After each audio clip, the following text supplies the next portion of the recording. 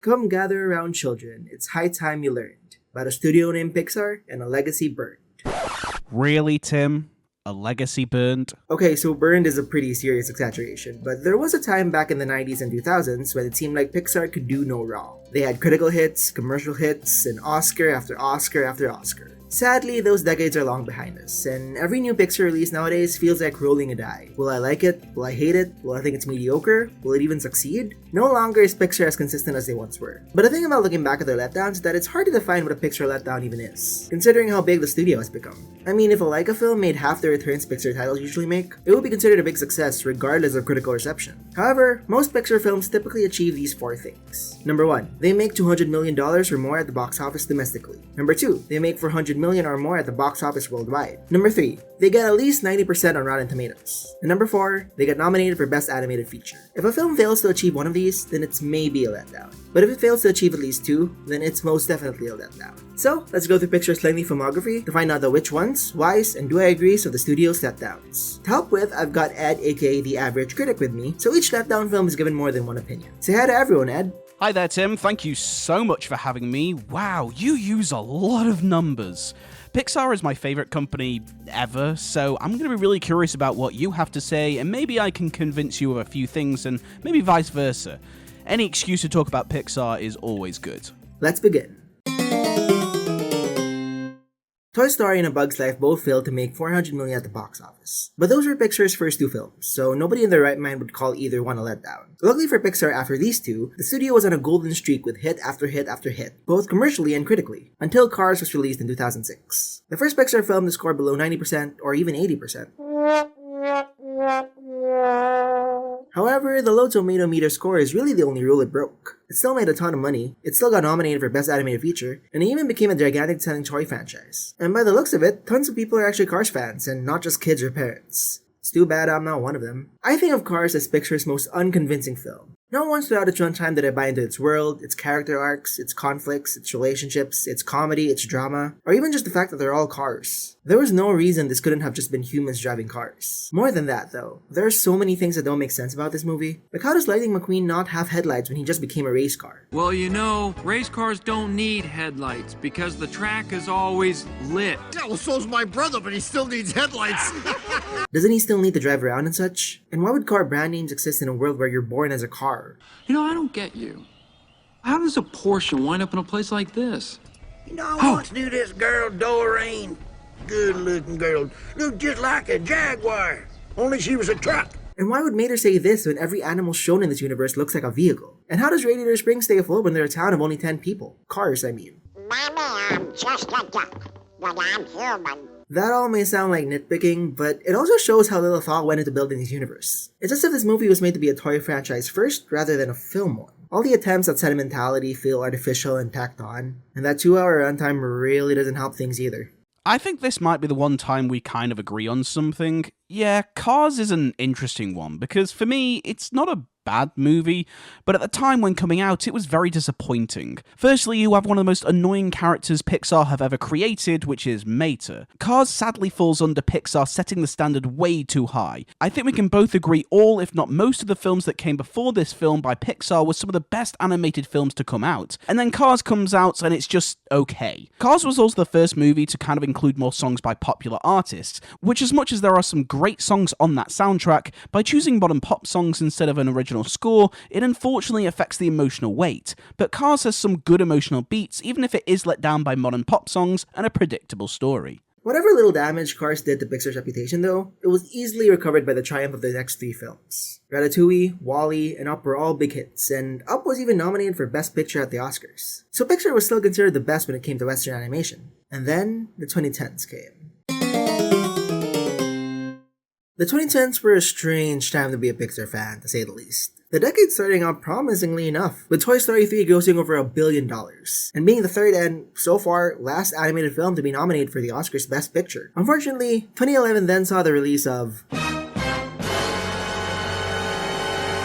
Cars 2. Just about everyone considers Cars 2 to be the worst Pixar film. It was the first one to get a rotten rating on Rotten Tomatoes, the second to gross less than $200 million domestically, and the first not to get nominated for any Academy Award, not just Best Animated Feature. It still got nominated for the Golden Globe though. However, it also made $559 million at the box office, so it was still a financial hit. But most critics and audience members found it to be a really terrible film, and I don't completely agree. What? But you just said you hated the first Cars. I do, but okay, hear me out. Cars 2 is a messy film. It's erratic and obnoxious and still has moments of artificial sentimentality. It also operates on Beavis and Butthead logic where every character around Mater frequently has to buy into his idiocy despite supposedly being smarter than him. But it's fun. It's flashy and it's fast and it's fun, and that's all I'm really looking for when I'm watching a movie called Cars. This movie has high-speed chases, cool-looking cars, futuristic technology, and landscapes and racetracks straight out of a Forza Horizon game. The film's funniest moments are actually when it's making fun of its own sentimentality, almost veering off into satire about how multiple animated films feel the need to force heartwarming moments into the narrative, even if they really aren't needed. You're the bomb.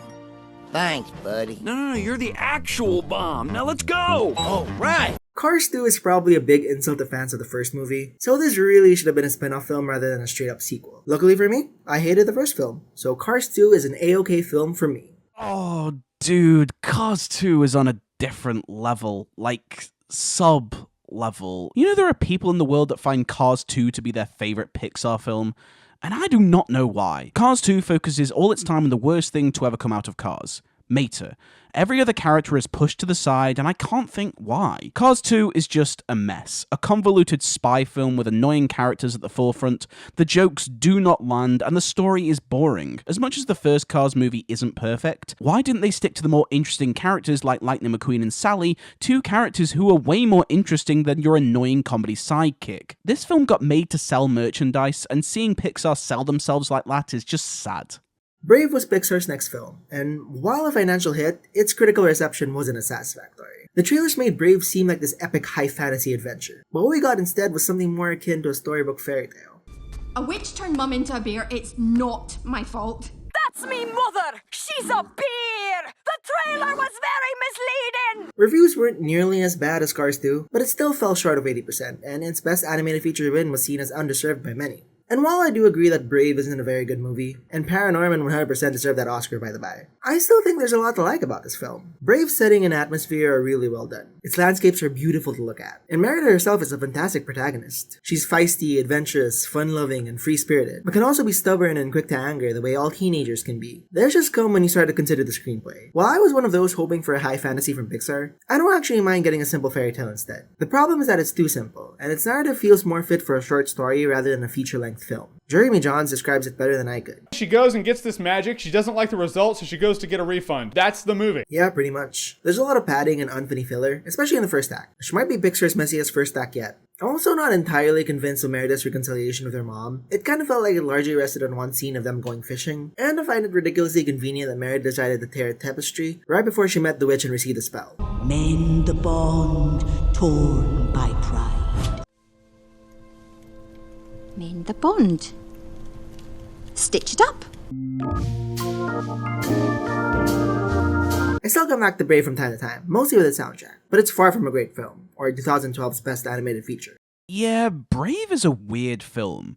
It doesn't feel like a Pixar movie. It had two directors, as you can tell, as the tone splits very differently depending on which scene you're watching, but Merida is easily one of the best Disney princesses, and it's just a shame because she is let down by an average story. The voice cast is amazing, with strong Scottish accents that make the film incredibly entertaining. The music and the animation is stunning. Considering what I said about Cars 2, I needed more of a comedy sidekick in this film, just to make it a little bit more entertaining and a little bit more funnier.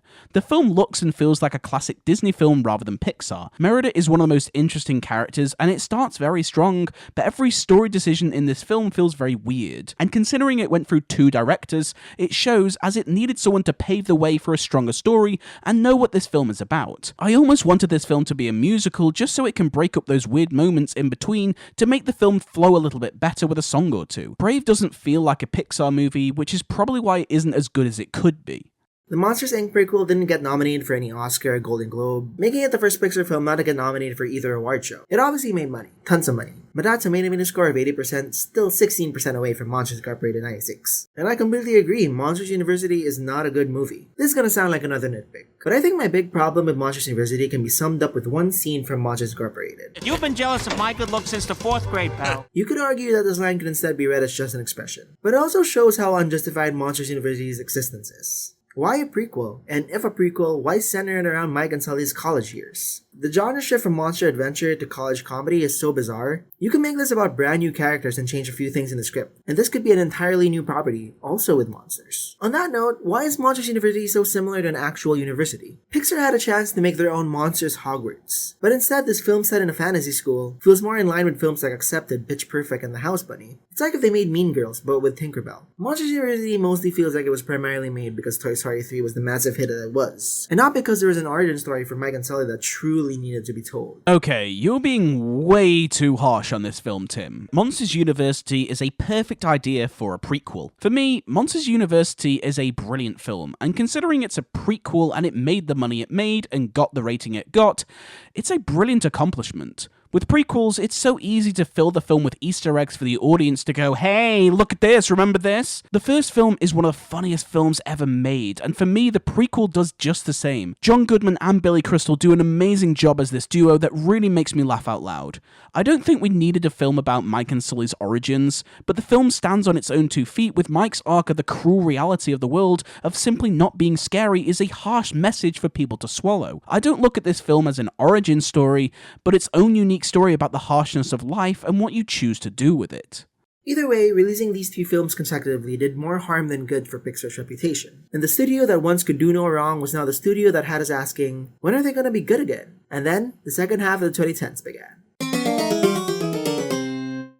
Inside Out was released in 2015, and boy did that movie make people love Pixar again. Get ready for the movie that made grown-ups say, phew! Pixar is good again! The film made serious bang at the box office, got a near-perfect Rotten Tomatoes score, and won Best Animated Feature at the Oscars. I'm still salty about The Little Prince not being able to qualify though. It was looking good for Pixar. And then, it immediately looked bad again. The Good Dinosaur was released the same year as Inside Out, and only 5 months apart too. It was Pixar's first box office bomb.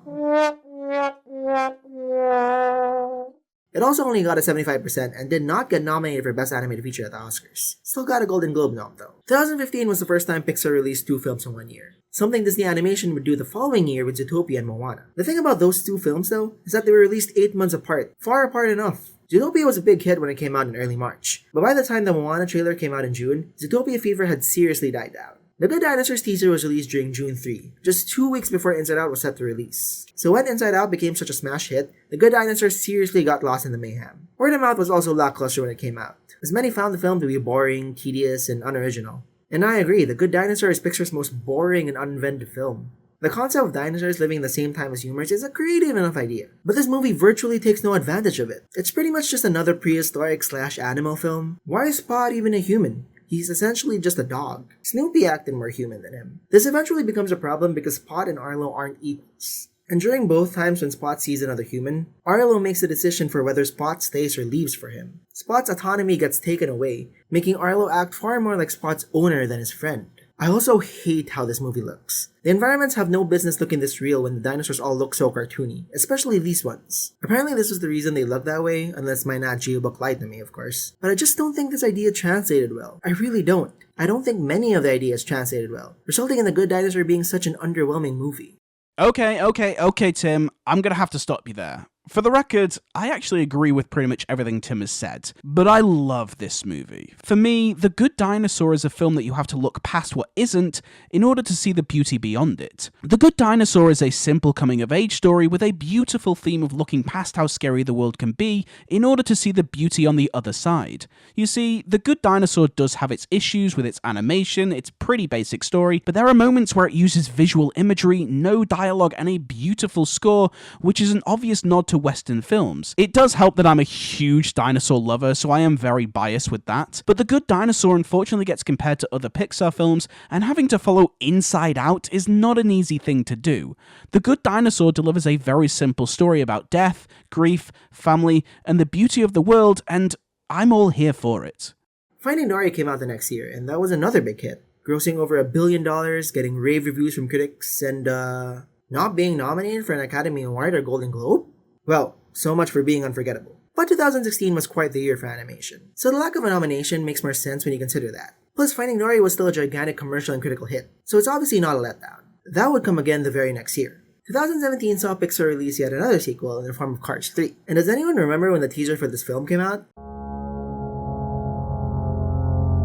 Boy, were people shocked at that tone. It's too bad barely any of those people decided to show up for the actual film. Okay, another exaggeration. Cars 3 didn't tank, but it did make the lowest box office numbers in the Cars franchise, only making $383 million against a budget of $175 million. And the film actually broke all 4 rules, so definitely a letdown. The virtually unanimous hate for Cars 2 most likely played a part in those low return numbers. But reviews for Cars 2 weren't stellar either, only garnering a tomato score of 69%. Much like the first Cars, I still find Cars 3 to be a boring, schlocky mess. Cars 2 might have been dumb, but at least it tried to be dumb fun. Cars 3 is a franchise going back to its cloying sentimentality, in a hopeless attempt to make you cry. And they do it this time by adding a new character with a sad backstory and making it largely about her as well. Yeah, for some reason, the Cars sequels seem obsessed with taking Lightning McQueen's story away from him, and making it about someone else instead. And in the climax of the film, Cruise quite literally takes Lightning's place in the race. Not only should this have been illegal, after all, the cars in this universe are actual sentient beings, not just vehicles with numbers. But it also cheapens Cruise's win. She didn't do the whole race herself, and she only got in because she knew Lightning. She didn't go through the process of making it into the Piston Cup, so the sentimental win feels unearned. I get that the film was implying that Lightning was becoming the new Doc, but they also take that to literal extremes by having Lightning dress himself up to look like Doc, throwing any form of subtlety out the door. Wow, subtle. And also, they didn't even really push through with that ending. McQueen still says this: Oh, I'm gonna keep racing. Because Pixar's gotta leave that door open for possible sequels, which we'll probably get despite the movie's underperformance. Cars 3 isn't the best Pixar movie by far. It has a lot of problems with a sloppy story, some jokes hit and some don't, but it does a whole lot better than Cars 2. Unlike Cars 2, Cars 3 is a natural step in the right direction. Its uses of making McQueen take on the role of a mentor is an obvious step in the right direction. Like most of the Cars franchise, it's not Pixar's strongest selection of films. But Cars 3 surprised me in how good it is considering how bad it could have been. The Cars sequels and the Cars franchise is definitely disappointing, but considering what we got from Cars 3, it's not as bad as most say. Cars 1 is good, Cars 2 is awful, and Cars 3 is meh, but it could have been so much worse. I applaud it for making the right decisions for the natural continuation of these characters, albeit we didn't need to see it. As the 2010s were coming to a close, we got 3 more Pixar films, and then it was finally the 2020s. Oh no. Onward was the very first film released in the current decade. It bombed. But considering how this was released right before lockdown started, I don't think this bomb counts. After all, the film did do much better on its Disney Plus release. It also got an 88% on Rotten Tomatoes, which is below 90%, but come on, it's only 2% off. And yeah, I know a lot of people have a lot of mixed opinions about Onward, I do too. But given how it was nominated for an Oscar, calling it a letdown feels like a stretch. The same can be said for these 3 films since they were released on Disney Plus right away. So if we really want to get to Pixar's first real letdown of the 2020s, we have to jump all the way to 2022. More and more cinemas were opening again, and Pixar was releasing their first post-pandemic theatrical film, Lightyear. On paper, it made sense for the studio to choose this title as they returned to cinemas. After all, it focused on Buzz Lightyear from Toy Story, one of Pixar's most beloved franchises. This had to be a big hit, right? Wrong. Lightyear was yet another box office bomb for Pixar, losing the studio an estimated $106 million.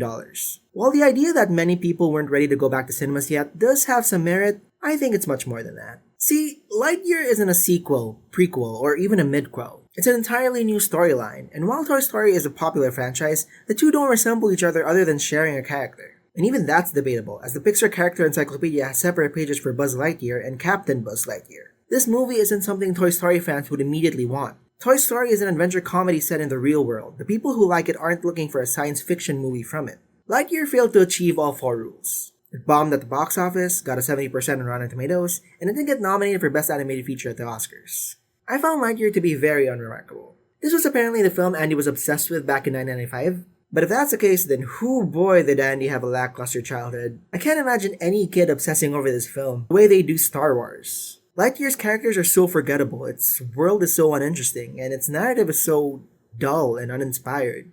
The film struggles really hard to create a compelling character for this character that we both know and we don't know. Remember, this isn't the Buzz that Andy plays with, it's the actual Buzz Lightyear. And the actual Buzz Lightyear isn't a very intriguing guy. Lightyear's biggest problem is that it feels so much like a studio mandate, more than anything else. And even if that wasn't the case and Lightyear stemmed from serious inspiration, none of that inspiration shows in the final product. In my opinion, Lightyear does not deserve the hate it got. Lightyear does something Pixar have never done, and that is space action. This film, as Tim said, is the film that Andy was obsessed with as a kid. So this film is from the 90s, with its massive nods to incredible sci-fi films like Aliens and 2001: A Space Odyssey. This film isn't meant to be in the same leagues as Toy Story. Buzz Lightyear in this movie isn't meant to be the toy we know. It's an entirely different character. Lightyear has issues, definitely, and even I wanted more from it. It's a little bit predictable, but I love the space action with my favorite spaceman. Everyone wanted another run-of-the-mill emotional Pixar movie that is thought-provoking and made you cry. But what sci-fi movie is meant to be some touching story? It's cool, it's fun, and Pixar are trying something different, and I can't shun them for that. Lightyear is a seriously misunderstood movie because people wanted it to be something else, whereas what we got was a fun adventure sci-fi movie, and what's wrong with that? Going to the next year, Pixar's 2023 release was a weird one. When it came out, Elemental was initially written off as a box office disaster, something that I always thought happened way too soon. I mean, come on guys, just because a film has a bad opening weekend doesn't mean it's instantly a bomb. And I was right. Elemental grew legs the more it stayed in theaters, and pretty soon grossed $400 million against a budget of $200 million. Still not, Inside Out or Coco numbers, but pretty impressive that it managed to be a sleeper hit after everyone thought it was a goner. That said, a Pixar film needing to be a sleeper hit emphasized something most people already knew. The name Pixar was no longer enough to get people into theater seats. Elemental got nominated for Best Animated Feature, which is kinda weird considering it also failed to get anywhere near 90% or even 80% on Rotten Tomatoes. And disregarding the Cars franchise, it's currently Pixar's lowest rated film on RT. And I agree. Elemental is a mess, but it's the worst kind of mess. The tedious one. It's far more rom-com than fantasy, so already its fantasy aspects feel lackluster. But even most rom-coms have plots more compelling than just, will we be able to fix the leaks in the city's canals? On top of that, Elemental has all the rom-com cliches in the book, like the big proclamations of romance despite how they've known each other for only like a week or two, and the guy doing something that's supposedly romantic but in real life would just make him a jerk. I'm crashing your party, like what kind of a jerk am I? A pretty big one. Right? And other characters mistaking the two leads as a couple despite how all they did was walk beside each other. You're lucky you're a cute couple. Oh, we're not. You got until Friday. Elements don't mix in this world, so why would she assume they're a couple? God, I hate these tropes so much. Elemental is only an hour and 40 minutes long, but it feels even longer than the 2-hour Cars. Its world building is ridiculously bad. It's just melted glass. Every building in the new city is built from just melted glass. Well then, where did all that glass come from? Its setting and story feels like it was built around its message and themes rather than the other way around. And worst of all, it's just plain slow. I never fall asleep in movies, but this film had me seriously tempted to drift off into slumberland. I disagree, but I do have an entire video about Elemental on my channel. Be sure to check it out after you finish this one. Pixar's first film, Toy Story, was released in 1995, meaning Pixar has released animated films for almost 30 years. It's easy to jump on the hate train and say they're no longer the studio they once was, but making any movie whatsoever is a long and risky process. Pixar should be allowed to make the occasional bad film. It's their right as artists. And if my collaboration with the average critic, as well as my love for Wish, has taught me anything, it's that just because a lot of people dislike a movie, doesn't mean it can't be someone's favorite. Actually, I also hated Wish. I'm never collaborating with you again. Thank you so much for watching this video. I really appreciate, and I'd also really appreciate you liking and subscribing. A huge thank you to Ed from The Average Critic as well for helping me out with this video. Be sure to check out his YouTube channel in the description below. Thank you so much for having me, Tim. It has been a pleasure. I have reviews on every Pixar movie on my channel if anybody is interested in me talking about these films in more detail. Despite our different opinions on some of these films, it's always good to respect each other's opinion, which of course we do. But thank you so much for having me. It has been awesome, my friend.